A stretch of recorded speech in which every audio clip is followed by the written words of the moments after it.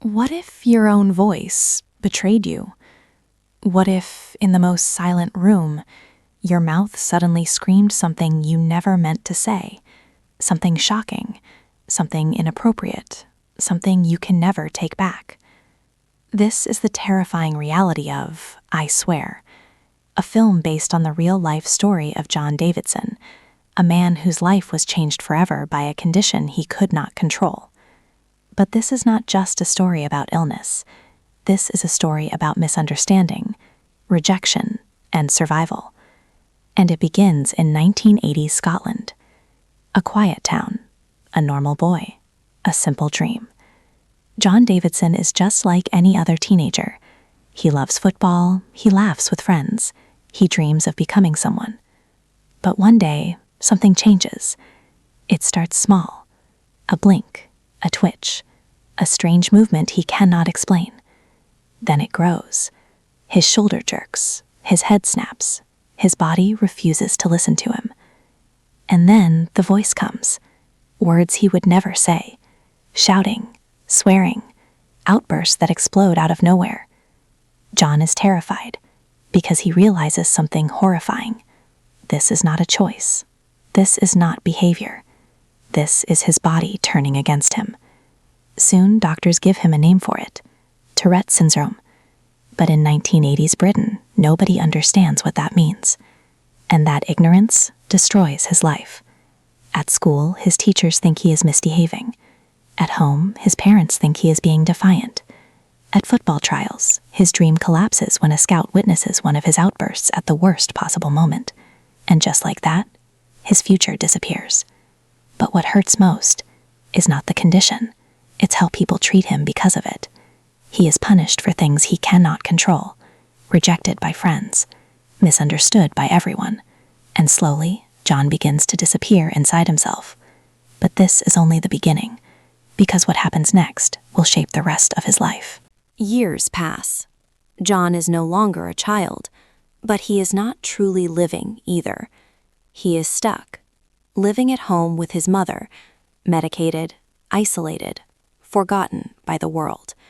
His condition has not gone away. If anything, it has become worse with time. Every day is unpredictable. Every interaction is a risk, because John never knows when his own voice will betray him again. But everything begins to shift the day he meets someone who refuses to give up on him. Her name is Dottie, a friend's mother, a mental health nurse, and someone who is quietly fighting her own battle with illness. When she sees John, she doesn't see a problem. She sees a person. And for the first time in years, John is not treated like something broken, but something human. Dottie brings him into her home, and slowly, something changes. She stops him from apologizing for things he cannot control. She refuses to let him shrink himself, and she pushes him towards something he thought he lost forever: possibility, a job, a place in the world, a chance to try again. But the world is not ready for John, because every step forward comes with consequences. A job interview turns chaotic. A simple conversation becomes dangerous. A public moment turns into humiliation. And every time John tries to move forward, life pulls him back. But what no one realizes yet is that John is slowly becoming something else. Not just a man surviving Tourette's, but someone who will one day help others understand it. And that transformation is coming faster than anyone expects. Everything changes when John begins meeting others like him. For the first time in his life, he is not alone. There are others with Tourette's, others who understand the chaos inside their bodies. And in one unforgettable moment, John meets a young woman who shares his condition. In a quiet space, they let go. No judgment, no fear, just honesty. And for the first time, John laughs. Not at himself, not in shame, but in recognition. Because he realizes something powerful. He is not the only one. From this moment, something awakens in him.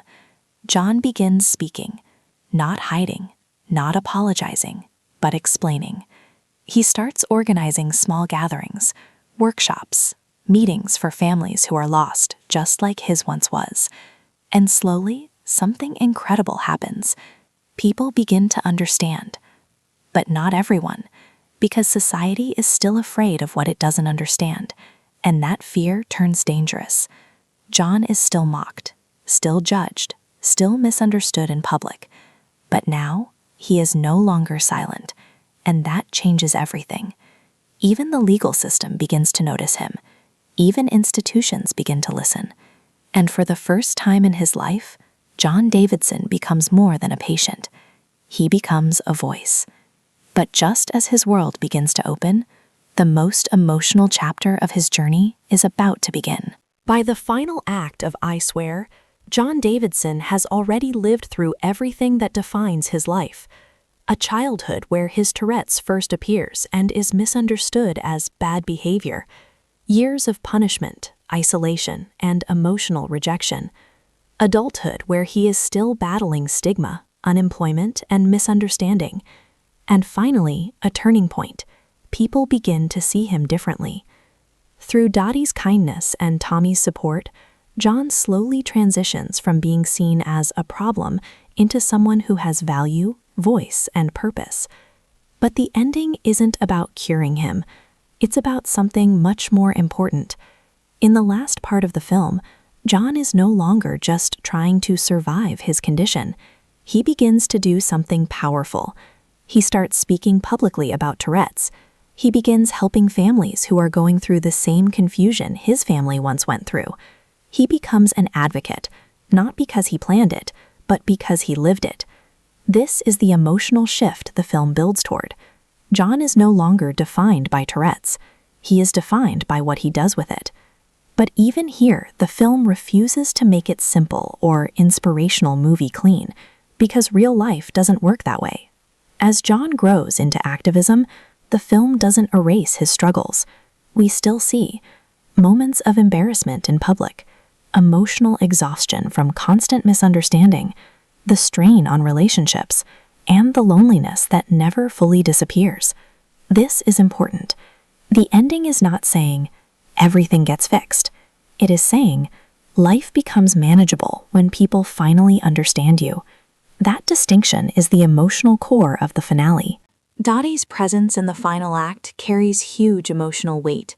She is not just a supporter, she is the first person who truly refuses to shame him, refuses to apologize for him, refuses to treat him like he is broken. In the ending, her influence becomes clear. John didn't just learn acceptance, he learned self-worth through her. Even as her own health declines, she pushes him toward independence and advocacy rather than dependency. Her role is symbolic.